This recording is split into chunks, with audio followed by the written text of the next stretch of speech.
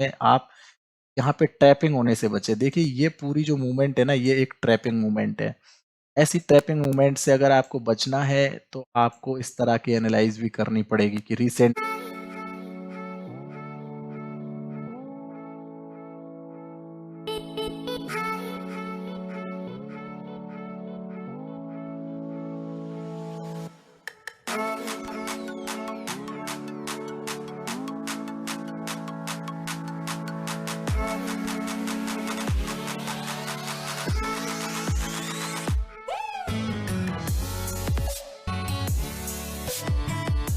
Volatility status. देखिए अब तक हम जो बात कर रहे थे वो कर रहे थे ट्रेंड के बारे में कि ट्रेंड को किस तरह से एनालाइज करें, कि ट्रेंड क्या है, उसके बाद ट्रेंड की स्टेज क्या है कि कौन सी स्टेज में ट्रेंड ट्रेड कर रहा है। अब हम बात कर रहे हैं वॉलेटिलिटी स्टेटस। ये वॉलेटिलिटी स्टेटस बहुत ही इंपॉर्टेंट है बिकॉज वॉलेटिलिटी का लेवल क्या है उस ट्रेंड के अंदर, पार्टिकुलर ट्रेंड में, ये बहुत ही जरूरी है कि वहां पे कोई लो वॉलेटिलिटी है, कोई मीडियम वॉलेटिलिटी है या फिर हाई वॉलेटिलिटी है। तो आप इस तरह की सिचुएशंस को फेस कर पाए जहां पे कोई सर्टेन न्यूज है, कोई सेंटिमेंटल न्यूज है, कोई हिस्टोरिकल डाटा ऐसा बोल रहा है कि प्राइस रिपीट होना चाह रही है, या कोई पार्टिकुलर लेवल पे जाके सपोर्ट रेजिस्टेंस पे जाके वहां पे सर्टेन कोई मूवमेंट आ जाए, रिजेक्शन मिल जाए। ऐसी सिचुएशंस को फेस करने के लिए आपको वॉलेटिलिटी स्टेटस बहुत ही जरूरी है, क्योंकि मार्केट में अगर कुछ हलचल होनी होती है तो कुछ टाइम पहले से ही वॉलेटिलिटी इंक्रीज हो जाती है, और अगर मार्केट में कूल ट्रेंड चलना होता है, एक कूल तरीके से प्राइस को ऊपर जाना या नीचे जाना होता है, कंडीशन में वॉलेटिलिटी बहुत ही माइनर हो जाती है। एक मीडियम वॉलेटिलिटी भी होती है, एक मिड ट्रेंड के अंदर मीडियम वॉलेटिलिटी मोस्टली देखी जाती है। तो volatility determines tradability and stop loss size, यानी कि वॉलेटिलिटी जो है आपकी ट्रेड की क्षमता को बताएगी कि आप कितना लॉन्ग ट्रेड तक जा सकते हैं, कितना बड़ा टारगेट यूज कर सकते हैं, वेट कर सकते हैं, या फिर अपना स्टॉप लॉस कितना छोटा या बड़ा रखे। ये सारी चीजें इसमें आपको देखने को मिलेगी। नाउ नेक्स्ट इस पे थोड़ा डीप एनालिसिस करते हैं। तो यहाँ पे देखिए वॉलेटिलिटी मार्क, आपको वॉलेटिलिटी को मार्क करते हुए आना चाहिए कि किस पोजीशन में या किस साइज में, किस ट्रेंड में किस तरह की वॉलेटिलिटी बन रही है। यहाँ पे आप देखो प्राइस डाउन ट्रेंड में आ रही थी, तो ये एक लो वॉलेटिलिटी थी जिसमें एक पार्टिकुलर रेंज में प्राइस स्लोली स्लोली डाउन आ रही थी, छोटे स्विंग लोज स्विंग हाइज बन रहे थे। यहाँ पे आप देखोगे ये टॉप पे प्राइस ने थोड़ा मीडियम वॉलेटिलिटी बनाई, मतलब एक सर्टेन डाउनफॉल आया, एक रेजिस्टेंस पे फिर से प्राइस सर्टेन तरीके से चली गई, फिर से प्राइस स्लाइटली डाउन आ गई और यहाँ पे सडनली अप चली गई। दैट मीन्स कि ये एक पार्टिकुलर मीडियम वॉलेटिलिटी की रेंज है जहाँ पे हम टारगेट और स्टॉप लॉस इसी रेंज के हिसाब से डिसाइड करेंगे। ये एक मीडियम वॉलेटिलिटी की रेंज है। यहाँ पे आप देखोगे प्राइस स्लोली स्लोली नीचे आ रही थी, तो ये एक लो वॉलेटिलिटी की रेंज है, ये भी इंपॉर्टेंट है। तो यहाँ पे धीरे धीरे प्राइस चल रही है, तो आप स्टॉप लॉस थोड़ा नजदीक रख सकते हैं प्रीवियस स्विंग हाइज के ऊपर। इस तरह से आप अपने टारगेट्स भी छोटे छोटे ही रखेंगे क्योंकि लो वॉलेटिलिटी है। लेकिन यहाँ पे आप देखोगे एक सर्टेन फॉल के बाद प्राइस ने एक जंप लिया, उसके प्राइस नीचे आया, फिर ऊपर गया, गैप अप खुलना शुरू हो गया, यहाँ पे एकदम से टूट गया, फिर एकदम से चढ़ गया, फिर एकदम से गिर गया। ये क्या है? एक तरह की हाई वॉलेटिलिटी। तो यहाँ पे ऐसी रेंज को आपको डिफाइन करना है कि भाई यहाँ पे कितनी वॉलेटिलिटी की रेंज है, उसके हिसाब से ही आपको स्टॉप लॉस और टारगेट रखने हैं। देखिए अगर आप इस सपोर्ट के आसपास एंट्री करते, सपोज यहाँ पे ये एक सपोर्ट लेवल है, इसके आसपास अगर आप एंट्री करते, ये पार्टिकुलर ट्रेंड लाइन भी यहाँ पे बनी हुई है, तो यहाँ पे एंट्री करते तो आप स्टॉप लॉस इसके नीचे भी रख सकते हैं, अदरवाइज प्रीवियस स्विंग लो के नीचे रखेगा। देखिए इंट्राडे ट्रेडर मोस्टली इसके नीचे रखेगा स्टॉप लॉस, लेकिन इन्वेस्टर हमेशा प्रीवियस स्विंग लो के नीचे रखेगा। ठीक है। अब यहाँ पे आपको टारगेट डिफाइन करना है, तो देखिए इतनी बड़ी रेंज बनी हुई है तो टारगेट आपको कहीं इतने लॉन्ग मिल सकते हैं, तो इससे आप अपने बड़े टारगेट भी डिसाइड कर सकते हैं। यहाँ पे वॉलेटिलिटी क्या है, तो ये चीज भी इंपॉर्टेंट है, वॉलेटिलिटी को भी आपको एनालाइज करते हुए आना चाहिए। अब हम नेक्स्ट कंटेंट पढ़ते लो वॉलेटिलिटी। तो यहाँ पे देखिए, यहाँ पे आप देखोगे प्राइस एक रेजिस्टेंस पे एक सिमेट्रिकल ट्रायंगल का पैटर्न बनाने के बाद में यहाँ से प्राइस सर्टेन ऊपर गया, सिमेट्रिकल ट्रायंगल बनाने के बाद में प्राइस नीचे आया। उसके बाद यहाँ पे देखिए फिर से कंसोलिडेशन किया, एक फ्लैग पैटर्न बनाया और प्राइस नीचे आया। ये बियरिश फ्लैग पैटर्न है। तो यहाँ पे आप देख सकते हैं कि प्राइस छोटे छोटे मूवमेंट करते हुए नीचे आ रही है, छोटे छोटे मूवमेंट करते हुए नीचे आ रही है, या फिर एक पार्टिकुलर यहाँ पे पैटर्न बनाते हुए नीचे आ रही है। आप देखोगे फ्लैग पैटर्न्स बनते हुए नीचे आ रहे हैं, तो ये क्या है? एक लो वॉलेटिलिटी का साइन है कि प्राइस कूल ट्रेंड में चल रही है, पैटर्न्स बनाते हुए चल रही है, तो यहाँ पे काफी अच्छा ट्रेंड है। ठीक है, ये बात क्लियर है। अब आगे बात करते हैं, आगे कोई दूसरा यहाँ पे देखते हैं कि हाई वॉलेटिलिटी या मीडियम वॉलेटिलिटी कैसी होती है। तो देखिए, मीडियम वॉलेटिलिटी का मतलब है एक पार्टिकुलर ट्रेंड बना, अर्ली ट्रेंड, फिर एक मीडियम ट्रेंड में जाके प्राइस ने कंसोलिडेशन किया एक पार्टिकुलर रेंज में। ये तो ये क्या है, एक तरह की मीडियम वॉलेटिलिटी। फिर प्राइस एक ट्रेंड में चली गई। आपको जब कोई ट्रेंड किसी स्टॉक का एक रेंज में फंसा हुआ है इस तरह से, और वो रेंज अगर ज़्यादा बड़ी नहीं है, एक पार्टिकुलर ट्रेंगुलर पैटर्न में या कोई कंटिन्यूएशन पैटर्न में है, तो वो एक मीडियम वॉलेटिलिटी होती है। मोस्टली कंटिन्यूएशन पैटर्न्स में मीडियम वॉलेटिलिटी होती है। रिवर्सल पैटर्न्स में सडनली हाई वॉलेटिलिटी होती है, और या फिर रिवर्सल या रिजेक्शन जो पुलबैक्स आते हैं उनमें भी लो वॉलेटिलिटी ही देखी जाती है। इन चीज़ों को आपको यहाँ पे डिफाइन करना है, इसके हिसाब से ही आपको स्टॉक वगैरह डिसाइड करने, ठीक है। वॉलेटिलिटी स्टेटस भी आपको चेक करना। हाई वॉलेटिलिटी, अब यहाँ पे देखिए एक लेटेस्ट एग्जांपल, यहाँ पे प्राइस एक अप ट्रेंड में थी, उसके बाद प्राइस गैप अप खुली, यहाँ से नॉन स्टॉप प्राइस टूटी, फिर गैप अप खुली, फिर ऊपर गई, फिर गैप डाउन खुली, फिर एक यूज गैप डाउन देखने को मिला, फिर प्राइस ऊपर गया, फिर से यूज गैप डाउन देखने को मिले, use gap down, gap down, gap down. अब यहाँ पे कुल मिला के बात क्या है, देखिए यहाँ पे प्राइस एक डाउन ट्रेंड में है, ठीक है, ये क्लियरली एक डाउन ट्रेंड चल रहा है। बट वॉलेटिलिटी अगर आप देखोगे तो प्राइस कहीं पे भी गैप अप खुल रही है, गैप डाउन खुल रही है, फिर से गैप डाउन खुल रही है, गैप अप खुल रही है।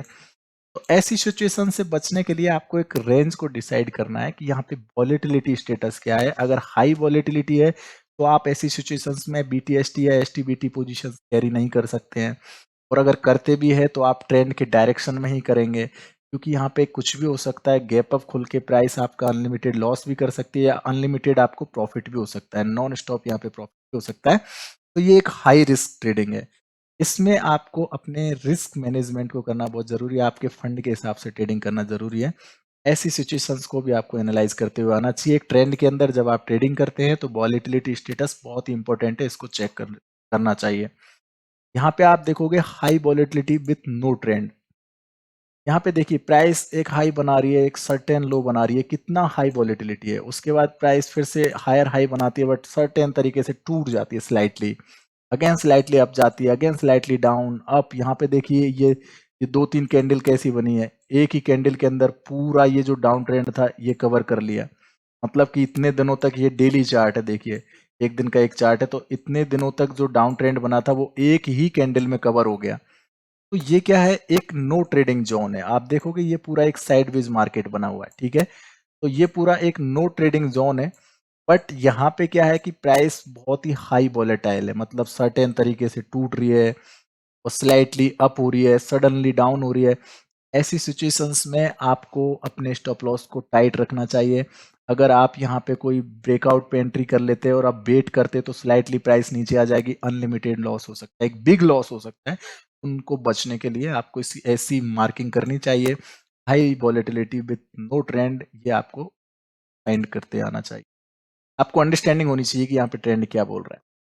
अब फोर्थ कंटेंट है या फोर्थ स्टेप है की लेवल्स।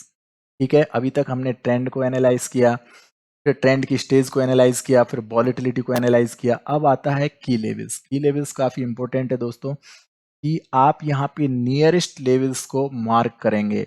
मतलब जहां से भी आप एंट्री कर रहे हैं, ट्रेडिंग कर रहे हैं, जहां से भी आप कोई ट्रेड बना रहे हैं, उसके नियरेस्ट रेजिस्टेंस और सपोर्ट को आप मार्क करेंगे।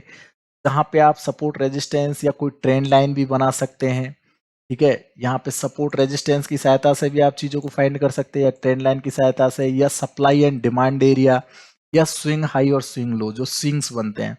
तो इन सारी चीजों को आपको यहाँ पे ध्यान में रखना। नियरेस्ट जो भी लेवल्स है रेजिस्टेंस या सपोर्ट, वो के लेवल्स होते हैं, उनको आपको जरूर से फाइंड करना है, और उनके हिसाब से ही आगे पोजीशन बढ़ाना है। देखिए यहाँ पे ये पूरा चार्ट आप देख रहे हैं, यहाँ पे मैंने आपको एक टैगलाइन दी है कि draw the 4 closest levels on your chart. मतलब कि 4 ऐसे लेवल आप यहाँ पे ड्रॉ करो जो आने वाले नियरेस्ट चार्ट पे सपोर्ट या रेजिस्टेंस। जैसे कि अगर यहाँ पे ये टॉप बना हुआ है और यहाँ पे ये सपोर्ट है, इस सपोर्ट और रेजिस्टेंस के बीच में प्राइस चल रही है। अगर यहाँ से प्राइस नीचे आती है तो मैं यहाँ पे प्रीवियस सपोर्ट जो है एक तो यहाँ पे मार्क कर लिया, फिर प्रीवियस रेजिस्टेंस जो है वो सपोर्ट बन जाएगा, फिर से ये रेजिस्टेंस सपोर्ट बन जाएगा। सपोर्ट रेजिस्टेंस कैसे मार्क होते हैं, देखिए ये जब प्राइस इसके ऊपर रेजिस्टेंस पे यहाँ पे रेजिस्टेंस फेस कर रही थी, जब प्राइस ऊपर चली जाती है तो ये सपोर्ट की तरह काम करने लग जाता है। तो इस वजह से अगर मैं यहाँ पे कोई एंट्री करूंगा इस सिचुएशन में, तो यहाँ पे मेरे को ये 4 पॉइंट यहाँ पे मार्क करने पड़ेंगे, ठीक है। यही वो लेवल्स होंगे जहां पे हम प्रॉफिट बुकिंग करेंगे या स्टॉप लॉस को ट्रायल करेंगे, ये सारी चीजें इन पॉइंट्स पे कर सकते हैं। ये आपको अपने चार्ट पे करना है। इसके बाद अगर हम बात करें find channels and trend lines, ठीक है, find channels and trend lines. तो अगर आप जब प्राइस को एनालाइज कर रहे हैं, अगर आप लेवल्स की पॉइंट मार्क कर रहे हैं, उसके साथ साथ आप इस तरह के पैटर्न्स भी फाइंड करो, जैसे कोई ट्रेंड लाइन बन रही है क्या, कोई चैनल बन रहा है कि जैसे यहाँ पे देखिए एक डाउन ट्रेंड है, तो इसमें ये प्राइस एक सर्टेन चैनल में ट्रेड कर रही है। आप देखो ये एक रेंज में ट्रेड कर रही है, ये डाउन स्लॉपिंग एक चैनल है डाउन ट्रेंड का। इसमें हमने चैनल बना लिया, इसमें हमने सपोर्ट रेजिस्टेंस को भी मार्क कर लिया, तो ये हमारे लिए इंपॉर्टेंट रहेगा, इसमें हम अच्छे डिसीजंस ले सकते हैं।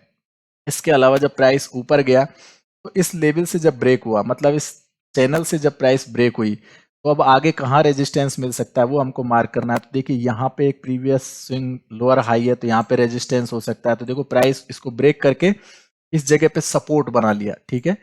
अब यहाँ पे हमने एक ट्रेंड लाइन भी बना ली इस तरह से। अब प्राइस का अगला रेजिस्टेंस कहाँ हो सकता है, तो अगला रेजिस्टेंस देखो इस लेवल पे भी हो सकता है, या फिर यहाँ पे ये जो रेजिस्टेंस बना है ये भी एक रेजिस्टेंस है, क्योंकि यहाँ पे भी तो रेजिस्टेंस फेस किया है। तो प्राइस ऊपर जाने के बाद में यहाँ पे रिटेस्ट करने आया, देन अगेन बाउंस हुआ, फिर नेक्स्ट रेजिस्टेंस लेवल ये है। तो ये सारी चीजें आपको मार्क करनी है, ठीक है। इस तरह से कोई चैनल या ट्रेंड लाइन को भी आप मार्क कर सकते हैं, जो आपके लिए काफी हेल्पफुल रहेगा। आगे बात करते हैं एड फिबोनाची, यानी Fibonacci to understand trend reversals. आप फिबोनाची का भी यूज कर सकते हैं। जैसे देखिए यहाँ पे एक डाउनफॉल आया था, उसके बाद में प्राइस ऊपर गया। अब इसको प्राइस को अगर और नीचे जाना होता तो यहाँ पे ये जो 38% का लेवल है, ये 38% और 50%, दीज आर की लेवल्स। अगर यहाँ पे प्राइस रिजेक्ट होके नीचे आती है, जैसे यहाँ पे नीचे भी आया, लेकिन देखिए ये जो पार्टिकुलर सपोर्ट था इसको ब्रेक नहीं कर पाया, अदरवाइज प्राइस नीचे आती तो इस तरह से कंसोलिडेशन करके ये ट्रेंड लाइन बनाते हुए नीचे आती इन लेवल्स पे, ठीक है। तो अगर यहाँ से प्राइस ऊपर जा रही है तो ये क्या है कि ये एक रिवर्सल हो चुका है, मतलब प्राइस यहाँ पे रिवर्स हो चुकी है। ये जो डाउन ट्रेंड था ये कहीं ना कहीं एग्जॉस्ट हो चुका है, प्राइस सपोर्ट रेजिस्टेंस से ब्रेक हो रही है। दैट मीन्स की प्राइस ऊपर जाएगी पार्टिकुलर लेवल्स के आसपास, ठीक है। ये पार्टिकुलर लेवल्स है जो कि फिबोनाची में ऑटोमेटिक ड्रॉ हो जाते हैं। ये कैलकुलेशन है, बहुत ही इंपॉर्टेंट कैलकुलेशन है। इस तरह से आप रिवर्सल्स को फाइंड कर सकते हैं। अगर एक ट्रेंड में आपने सर्टेन वॉलेटिलिटी में ट्रेड किया, जैसे देखिए यहाँ पे एक न्यूज की वजह से नॉन स्टॉप मार्केट क्रैक हुआ, लेकिन धीरे धीरे मार्केट कंसोलिडेशन करके ऊपर जाने लगा। जब इस लेवल पे 38% और 58% के लेवल के ऊपर जाने लगा, तो यहाँ पे क्लियर हो गया कि ये डाउन ट्रेंड जो न्यूज की वजह से लगा था, ये कहीं ना कहीं खत्म हो गया है। प्राइस अब नया ट्रेंड, नया हायर हाई बनाने जा रही है। तो ऐसी सिचुएशंस में आप अच्छे डिसीजंस ले सकते हैं, तो इनको भी आपको फाइंड करना है। यहाँ पे add Fibonacci to understand trend pullbacks. अब से पहले हमने ट्रेंड रिवर्सल की बात करी थी यहाँ पे, अब हम बात कर रहे हैं ट्रेंड पुलबैक के बारे में, ठीक है, कंटिन्यूएशन पैटर्न के बारे में। यहाँ से एक पार्टिकुलर ट्रेंड बना, तो मैंने यहाँ से लेके और यहाँ तक फिबोनाची लगा दिया। अब देखिए प्राइस दोबारा वापस आता है ये 50%, 61%, 38% के लेवल्स पे, और यहाँ से जाके प्राइस फिर से अपने लेवल्स की तरफ चला जाता है। अगर इस जोन को तोड़ के प्राइस नीचे नहीं आएगा, तो इसका मतलब क्या है कि ये एक जो ट्रेंड बना था इसमें ये पुल बैक बना है, जिसको रिट्रेसमेंट भी बोलते हैं। प्राइस यहाँ से कंटिन्यू ऊपर जाएगी। तो ऐसे पुल बैक्स को भी फाइंड करते हुए आना चाहिए, जिनसे आप अच्छी ट्रेडिंग कर सकते हैं, ठीक है। आगे हम बात करते हैं हायर टाइम फ्रेम। ये अपना फिफ्थ कंटेंट है या फिफ्थ स्टेप है। जब हम ट्रेडिंग करते हैं तो मैंने आपको 7 स्टेप्स के बारे में बताया कि 7 स्टेप्स को हमको फॉलो करना है, मिनिमम 7 स्टेप्स। वैसे स्टेप्स बहुत सारी है, बट जो मोस्ट इंपॉर्टेंट है, जिसको एवरी बिगिनर, एवरी ट्रेडर को फॉलो करना चाहिए मेरे हिसाब से। तो गाइज यहाँ पे 4 स्टेप्स हम डिस्कस कर चुके हैं, और ये फिफ्थ स्टेप का वीडियो है। अगर ये वीडियो आपको पार्ट में मिलता है तो आप प्रीवियस पार्ट्स को जरूर देखना, अगर ये पूरा मिलता है तो आप पूरा जरूर देखना, ठीक है। तो हाई टाइम फ्रेम के बारे में अगर बात करें तो यहाँ पे हमको क्या एनालाइज करना है। देखिए प्राइस का एक हाई टाइम फ्रेम में आपको ट्रेंड रिवर्स, यहाँ पे ट्रेंड देखना है कि ट्रेंड किस तरह से चल रहा है। यहाँ पे ऑब्स्टिकल्स देखने हैं कि कोई बाधा तो नहीं है, कोई बैरियर तो नहीं बना हुआ है, प्राइस कहीं पे कोई हर्डल तो फेस नहीं कर रही है, कोई रेजिस्टेंस या सपोर्ट तो नहीं फेस कर रही है, ये चीज भी आपको देखनी है। ओवरऑल ओवरव्यू देखना है कि किस तरह से प्राइस यहाँ पे चेंज हो रही है, हायर टाइम फ्रेम पे क्या ट्रेंड है, डाउन टाइम फ्रेम पे क्या ट्रेंड है, तो डाउन टाइम फ्रेम पे अगर रिवर्सल लग रहा है तो हाई टाइम फ्रेम पे क्या ट्रेंड बन रहा है। इस तरह की चीजें आपको फाइंड करनी है सिंपली। इसको और सिंपलीफाई यूज करने के लिए मैंने यहाँ पे मूविंग एवरेज को भी ऐड किया है। तो गाइज यहाँ पे देखिए recent trend change on high time frame. देखिए रिसेंट ट्रेंड जो अभी जो ट्रेंड बन रहा है इस पार्टिकुलर स्टॉक में, यहाँ पे दो चार्ट आपको दिखाई दे रहे होंगे। देखिए एक तो ये चार्ट है और एक ये चार्ट है, ये दोनों सेम एक ही चार्ट है, ठीक है। बट यहाँ पे टाइम फ्रेम है 1 आवर का और यहाँ पे टाइम फ्रेम है 1 डे का। एक दिन का एक चार्ट है और यहाँ पे 1 आवर का चार्ट। तो गाइज यहाँ पे अगर आप देखोगे कि प्राइस एक डाउन ट्रेंड में थी 50 डेज के मूविंग एवरेज के नीचे, लेकिन ये सर्टेन एक लेवल बना, एक वॉलेटिलिटी बनी और ट्रेंड के ये मूविंग एवरेज के ऊपर चली गई प्राइस। तो जब ऊपर चली गई प्राइस तो यहाँ पे देखिए दोबारा से इस मूविंग एवरेज को रिटेस्ट करने प्राइस आती है, देन अगेन बाउंस करती है। जब भी कोई ट्रेंड बनता है तो प्राइस क्या करती है, मूविंग एवरेज के नीचे आया, फिर इसको रिटेस्ट करने गया, फिर से कंटिन्यूएशन बनाती है। तो यहाँ पे अगर प्राइस को ऊपर जाना होगा तो हम यहाँ पे डाउन ट्रेंड में भी उसको चेक करेंगे।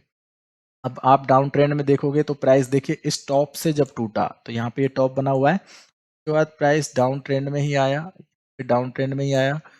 यहाँ पे ये जो सपोर्ट लेवल्स थे इनको ब्रेक करते हुए नीचे चला गया। देखिए ये सपोर्ट लेवल्स है, इनको ब्रेक करते हुए नीचे चला गया। तो कहीं भी हमको लोअर टाइम फ्रेम पे ये दिख नहीं रहा है कि प्राइस कन्वर्ट हो रही है अप ट्रेंड में। तो जब प्राइस लोअर टाइम फ्रेम पे भी कन्वर्ट नहीं है और high time frame already down trend में है, तो ऐसी सिचुएशंस में हम लॉन्ग से बचे, मतलब बाई करने से बचे। हम शॉर्ट में ही ट्रेडिंग करेंगे, कोई फ्यूचर या ऑप्शन के अंदर यहाँ पे शॉर्ट सेलिंग कर सकते हैं, बट यहाँ पे लॉन्ग नहीं कर सकते। तो ऐसी सिचुएशन में आप यहाँ पे ट्रैपिंग होने से बचे। देखिए ये पूरी जो मूवमेंट है ना, ये एक ट्रैपिंग मूवमेंट है। ऐसी ट्रैपिंग मूवमेंट से अगर आपको बचना है तो आपको इस तरह की एनालाइज भी करनी पड़ेगी कि रिसेंट ट्रेंड क्या चल रहा है, एक हाई टाइम फ्रेम पे, एक लोअर टाइम फ्रेम पे। चलिए यहाँ पे कुछ और आगे इसके बारे में बात करते हैं। तो एक मैच्योर ट्रेंड के बारे में भी बात करते हैं कि मैच्योर ट्रेंड किस तरह से बनता है। जैसे देखिए यहाँ पे अभी हमने जो पिछला एग्जांपल देखा था उसमें प्राइस मूविंग एवरेज को रिटेस्ट करने गई थी, ठीक है, देन प्राइस नीचे आई थी। बट यहाँ पे क्या हो रहा है कि यहाँ पे प्राइस सर्टेन तरीके से टूटी है, यहाँ पे टूटा और उसके बाद यहाँ पे एक पैटर्न बनाया कंटिन्यूएशन और देन प्राइस अगेन यहाँ पे वर्टिकल लाइन में फॉल दिखा दिया। तो ऐसी सिचुएशंस में हमको करना क्या है, यहाँ पे हमको मूविंग एवरेज पे रिटेस्ट तो मिला ही नहीं, तो हम शॉर्ट कैसे करेंगे, तो यहाँ पे ऐसे फॉल में हम कैसे डिसीजंस ले, तो उसके लिए आपको लोअर टाइम फ्रेम को चेक करना पड़ेगा। लोअर टाइम फ्रेम पे आप देखोगे कि प्राइस एक रेजिस्टेंस लाइन को फॉलो करते हुए नीचे आ रही थी, यहाँ पे एक सपोर्ट बनाया और फिर से लोअर हाई बनाते हुए ये क्या है, पूरा एक डिसेंडिंग ट्रायंगल। इसको डिसेंडिंग ट्रायंगल पैटर्न बोलते हैं प्राइस एक्शन में, जो कि एक कंटिन्यूएशन पैटर्न भी हो सकता है। तो जो बियरिश सिग्नल होता है, एक तरह का बियरिश पैटर्न होता है। तो यहाँ पे देखिए वो पैटर्न यहाँ पे बना के फिर से प्राइस कंटिन्यू हो गई। यहाँ पे आप देखते हैं तो देखिए रेजिस्टेंस ट्रेंड लाइन बनी हुई है और ये प्रीवियस जो सपोर्ट थी उसको यहाँ पे ब्रेक किया, उसके बाद रिटेस्ट किया, देन अगेन डाउन। तो आप यहाँ पे लोअर टाइम फ्रेम पे इस तरह के पैटर्न्स या इस तरह से ट्रेंड को फॉलो कर सकते हैं अगर हाई टाइम फ्रेम पे आपको चीजें अच्छे से क्लियर नहीं दिख रही है तो। और अगर हाई टाइम फ्रेम पे आपको अच्छे से, जिस तरह से ये आप ट्रेंड इस तरह से दिख रहा है, तो लोअर टाइम फ्रेम पे भी आपको उस तरह की यहाँ पे बनती हुई दिखेंगी। तो चार्ट पैटर्न अगर हाई टाइम फ्रेम पे नहीं है तो आप लोअर टाइम फ्रेम पे वैसा पैटर्न फाइंड कर सकते हैं। यही एक मैच्योर ट्रेंड की अच्छी मतलब वो है डेफिनेशन। तो guys price reaching major resistance and at higher time frame, okay. तो यहाँ पे देखिए प्राइस एक अप ट्रेंड में थी, बाद एक पार्टिकुलर रेजिस्टेंस पे गई और वहां से फिर से प्राइस रिजेक्ट होकर नीचे आ गई, इसके नीचे ही कंसोलिडेशन करने लगी। तो ये जो ब्रेकआउट था ये एक तरह से फेक आउट बन गया है। प्राइस यहाँ पे फिर से सपोर्ट को ब्रेक करते करते नीचे आ गई, ठीक है।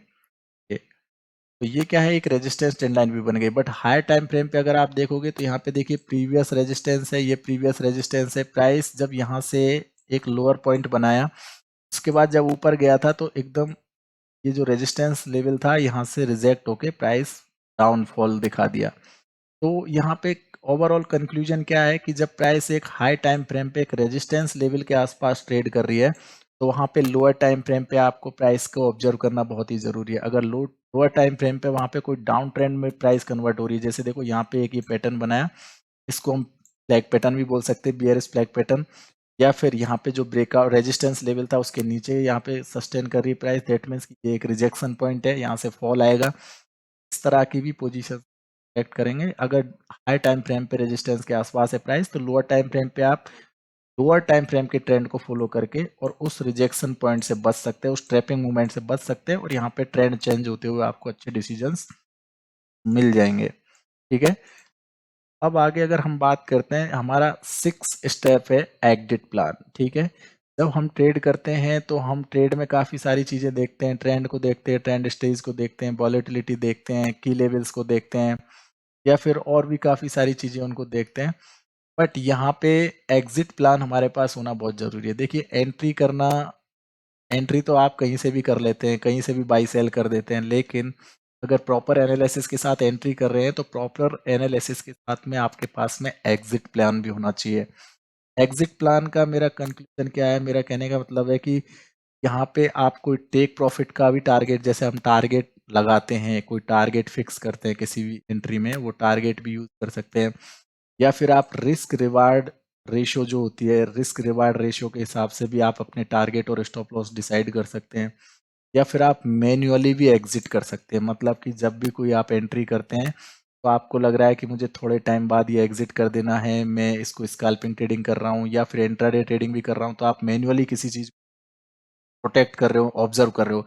जैसे बहुत सारे ट्रेडर्स होते हैं जो एनालाइज करके एंट्री करते हैं और एक टारगेट और स्टॉप लॉस सेट करके मार्केट से दूर हो जाते हैं, ऑब्जर्व करना ही बंद कर देते हैं और वो अपना टारगेट या स्टॉप लॉस पे जब प्राइस जाती है ऑटोमेटिक स्क्वायर ऑफ हो जाती है। कुछ ट्रेडर्स होते हैं जो रिस्क रिवार्ड के हिसाब से ट्रेडिंग करते हैं, वो एंट्री करते हैं, उसके बाद उनकी रिस्क में जब तक प्राइस है तब तक वो वेट करते हैं, रिस्क के बाहर चली जाती है तो एग्जिट कर देते हैं, अदरवाइज रिवार्ड पे आ जाती है तो एग्जिट कर देते हैं। लेकिन मैनुअल एग्जिट्स का मतलब है सुबह से शाम तक अगर डे ट्रेडिंग करते हैं तो 9 से और 3:30 तक आप मार्केट में बैठे हैं और आपने कोई स्टॉप लॉस टारगेट नहीं लगाया है, जहां पे आपको लगेगा कि यहाँ पे प्राइस इस तरह से फ्लक्चुएट हो रही है, मैं ऑब्जर्व कर रहा हूँ, तो फिर वहां पे आप मैन्युअली एग्जिट करते हैं। इन की पॉइंट्स को आपको ध्यान में रखना है कि आपको किस तरह से ट्रेडिंग करना है। Does your trade have enough profitable zone at the obstacles, मतलब कि आपका जो ट्रेडिंग करने का तरीका है या आपकी जो एंट्री है, जो ट्रेड है, वो एक अच्छे प्रॉफिटेबल जोन में है क्या, वहां से एक अच्छा प्रॉफिट मिल सकता है, या फिर वहां पे कोई बैरियर है, कोई सपोर्ट या रेजिस्टेंस है, वहां पे बड़ा प्रॉफिट नहीं मिलता। तो ये सारी चीजें इसमें हम डिस्कस करने वाले हैं, काफी इंपॉर्टेंट है, ध्यान से देखिए।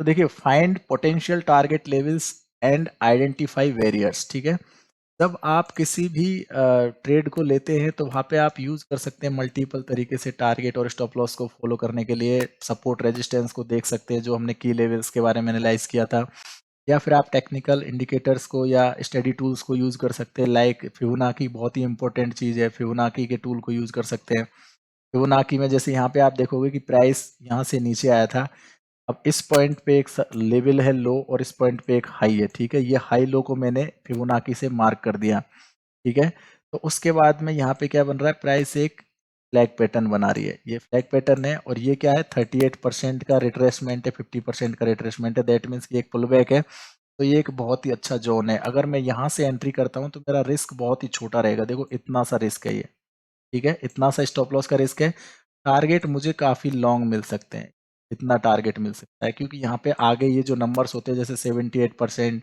61%, ये लेवल्स हमारे अगले टारगेट्स हो सकते हैं। तो ये एक अच्छा जोन है जहाँ पे ब्रेकआउट हुआ है सर्टेन, अभी देखिए ब्रेकआउट मिला है, इस कैंडल को देखेंगे तो ये फ्लैग पैटर्न का ब्रेकआउट हुआ है, यहाँ पे फिबोनाची पे भी 38% की रेशियो पे पुल बैक लगा है, जो कि एक गोल्डन रेशियो है। ऐसी सिचुएशंस में अगर हम ट्रेड कर रहे हैं तो हम एक अच्छा प्रॉफिटेबल ट्रेड बना सकते हैं, तो आपको इस तरह के एनालाइज भी करना चाहिए। ठीक है, प्रॉफिट पोटेंशियल कितना है, रिस्क कितना है, ये सारी चीजें भी आपको देखनी चाहिए, या कोई बैरियर है आगे चल के, कोई रेजिस्टेंस है, सब आपको देखना चाहिए। यहाँ पे आप देखोगे वही ट्रेड है ये जो पिछले चार्ट में मैंने आपको बताई थी, ये जब फ्लैग पैटर्न का ब्रेकआउट हुआ तो देखिए यहाँ पे डायरेक्टली अपने टारगेट पे गया जो कि 38% का टारगेट है। उसके बाद प्राइस ने थोड़ा सा कंसोलिडेशन करके 78% का लेवल टच किया, देन अगेन प्राइस अपने 0% के लेवल पे रिवर्स आई और यहाँ पे एक सपोर्ट फेस करके फिर से 127% का लेवल दिया। तो अब यहाँ पे दो चीजें देखनी है अपने को, does price have enough zone to go, यानी कि यहाँ पे प्राइस एक इनफ जोन में है। अगर आप यहाँ पे जाके भी एंट्री करते हैं तो यहाँ पे भी एक अच्छे जोन में, लेकिन यहाँ पे जाके एंट्री करते हैं तो वो एक गलत एंट्री होगी, क्योंकि अभी हमने ट्रेंड के बारे में एनालाइज किया था।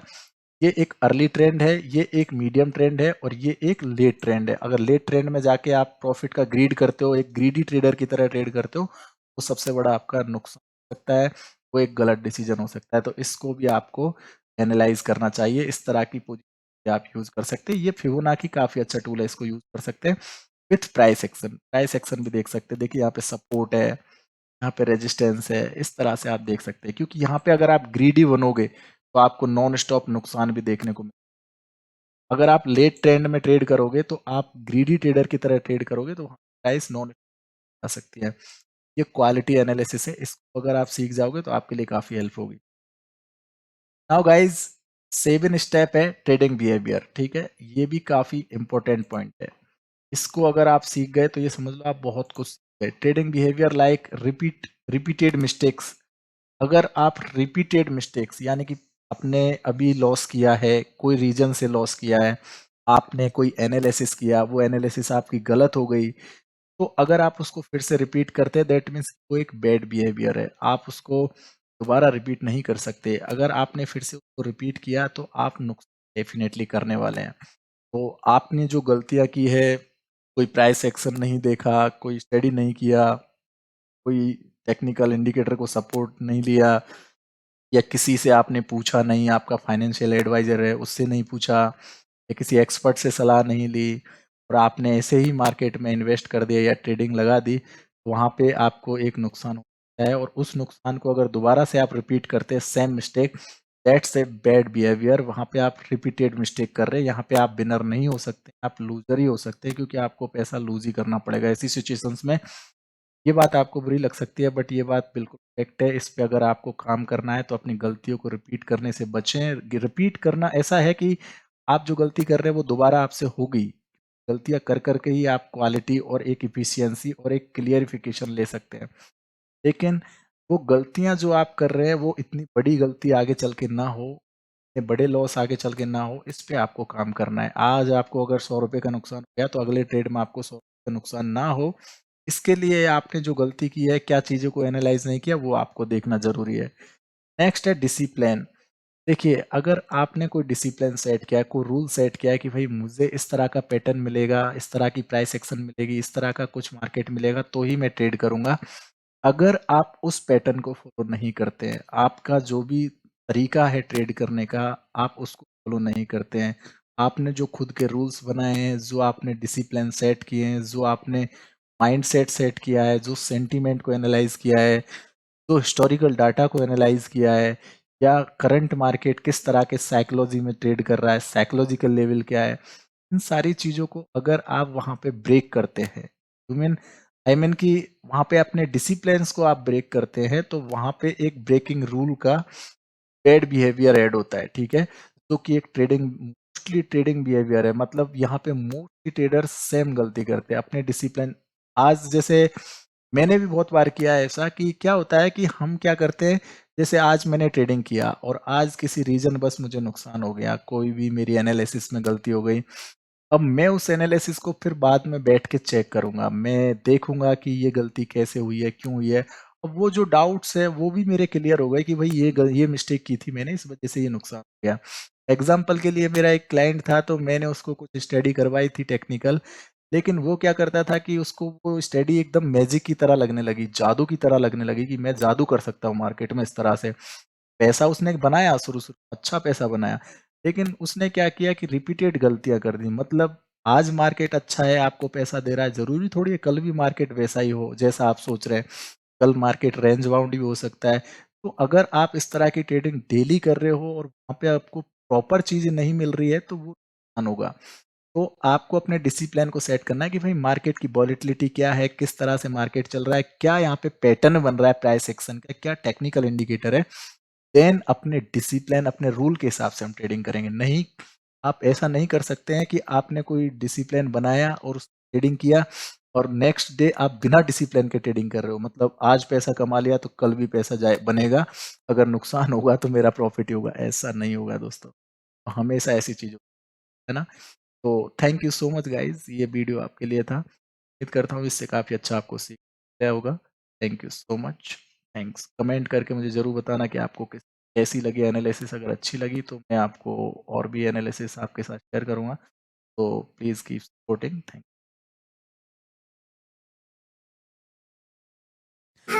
So if you really like this video, help us to grow. Thank you so much guys. You can like my video, share my video and subscribe my channel and also press bell icon as well. Thank you so much guys. अगर आपको ये chapter अच्छे लगे हो तो आप मुझे जरूर से कमेंट करके बताना, ठीक है, और लाइक और शेयर और सब्सक्राइब जरूर करना चैनल को। तो अगर आप मुझसे कांटेक्ट करना चाहें फॉर इंक्वायरीज तो call and SMS for my WhatsApp number आपकी स्क्रीन पे है गाइस, 7440557654। ईमेल एड्रेस भी मैंने आपको दिया है research24bit@gmail.com। Thanks for watching.